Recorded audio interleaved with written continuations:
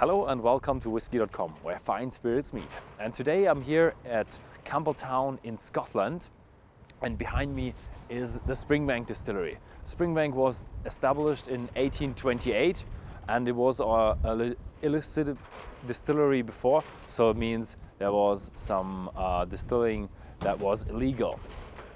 Springbank has many brands, as you can see up there. You have the Springbank brand, a lightly peated whiskey, then you have Longrow, a heavily peated whiskey, and you have the Hazelburn whiskey, which is a non-peated whiskey. And today I'm going to show you how all these brands are being made and what Springbank is all about. So at Springbank we start off with the malting. Springbank does all the malting by themselves in the traditional way. Up in the next floor we have the barley storage, and the barley comes down here into the steeping tanks. Then the steeping tanks are filled with fresh water and the steeping process begins. After 2 days the barley has taken in enough water so the malting can begin. When the malting starts, they take out the water and shovel out all the grain onto the floor and spread it out evenly with wheelbarrows and rakes. And when they've spread it out, we have about 5 to 6 inches of malt on the floor. And what's now very important is that you turn the malt very regularly, because otherwise you have mold and other bacteria growing.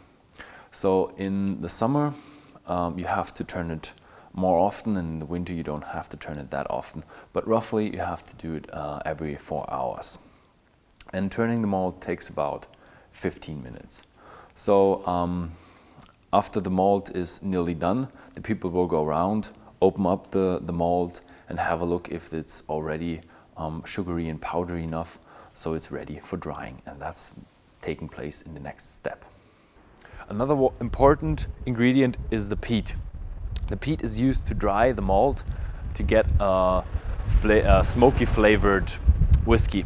And here we have a peat cut from the region of Campbelltown, and that's quite normal peat. You can still see a few wood pieces, and that's cut from the heather. And here you can see that the peat is quite damp, so it's a bit wet. And that has a certain reason, because if you have damp peat, then you have more smoke rising and you got a smokier malt for your whiskey. So here we are on the drying floor, and the malt is spread out at a depth of 30 centimeters. And here's smoke or hot air rising through the floor. And Springbank has 3 brands. First we have the Hazelburn, that is dried over hot air without any smoke, and then you are left with an unpeated whiskey. The next brand is the Springbank, which is has a peating time of 6 hours, and that gives it a fairly lightly peat smoke. And the last one is the Longrow, that is being smoked for 48 hours, and that gives you a heavily peated scotch. Okay, you also have to produce the peat smoke, and peat smoke producing works like that. You just take some wood, put it into the kiln, fire it up with a bit of newspaper, and then you shovel fresh peat onto the fire, and that's about 3 loads of wheelbarrow, and then the peat fire burns and the peat gets distributed all over the drying floors that we saw in the earlier shot. After the malt has been dried, it gets stored here in these malt bins, and the malt is so hot that it is cooled down for 2 months, and after that it's transported with these screw conveyors into the next room where it is being milled. The first process in the malt mill is the sieving, and that takes out any stones, any foreign objects, and after that there comes a magnet and also checks for any metals inside the malt that could possibly be in there. So here we are at the second floor, and here is the scaling. So the malt comes from the top and fills up to at 40 kilos, and when you have reached the 40 kilos, it falls down to the actual milling. So the last step here is the milling, and Springbank uses a roller mill with 3 rolls. And after the milling, an employee takes a sample, puts it into this box here, closes the box, shakes the box well, and then he inspects how much parts we have. At the top, you should have 20% husks, then you should have 70% middles in the middle, and at the bottom you should have about 10% flour. And that determines how good the grist, how the Scottish call it, is that is now used in the fermentation process. So the next step is the mashing inside the mash tun, and here the malt is mixed with hot water, and the sugar and the starch is diluted into the water, and what comes out is called the wort, and the wort then goes into the fermentation process. The mash tub here is made of cast iron, and what is very special is that it has no lid, and that is only done at a few distilleries in Scotland. We're now at the washbags. Springbank has 6 washbags, and here the yeast is added and the fermentation takes place, and that takes about 4 days, and you end up with a wash of about 4.5 to 5% alcohol by volume. What is very interesting about Springbank is they have peated and unpeated whiskey, and so the people have to be careful when they fill a washbag, let's say full of long grow with a mash that is very peated. Then they empty it and distill it. Then they have to steam it out and clean it out with water very carefully, so you don't end up in the next batch with a hazel burn that would be contaminated with peat. So washing is done very carefully here at Springbank.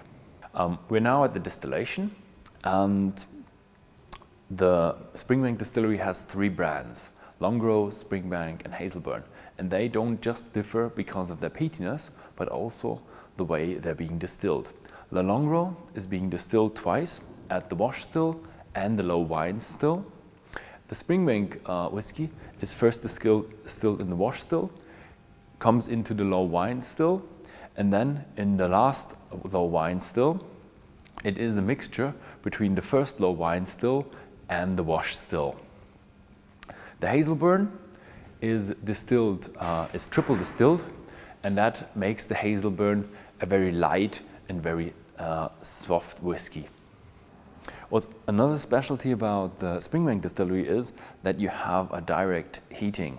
You have flames below the wash still, and that heats up the still and the wash inside. And what is then very important is that you have a rummager that goes around and mixes all the wash, so you don't get any burnt bits at the bottom that could affect the taste of the whiskey. The next thing is that you have a normal condenser at the back of the wash still. The first low wine still has a warm tub, and that is not being used very often in the business anymore.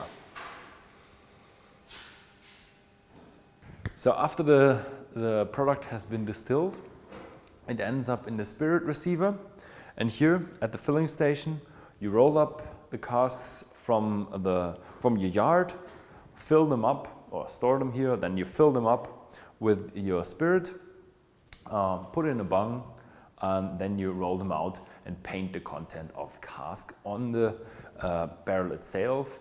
And the Springbank Distillery doesn't use any barcodes or any other computerized systems that label the cask automatically. They do it all by hand.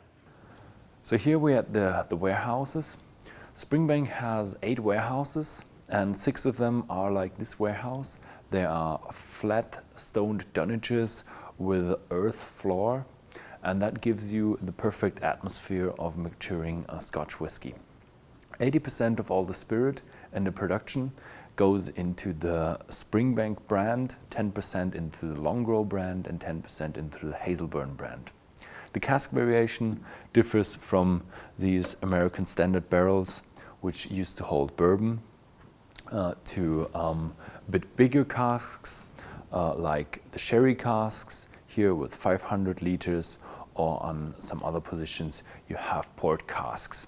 So these different casks give you a good variation, and that ends up in the flavor of the Springbank whiskies. So after the maturation, we have the bottling, and all the single malts here at the Springbank Distillery are unchill filtered and do not have any coloring. So all the color comes from the wood. It's a natural product. They are being manually filled, and then they're being checked for impurities and packed onto pallets for international shipping, so you can enjoy the Springbank single malt everywhere on the globe. Thank you for watching, and if you find this video interesting, then please feel free to share this video with your friends.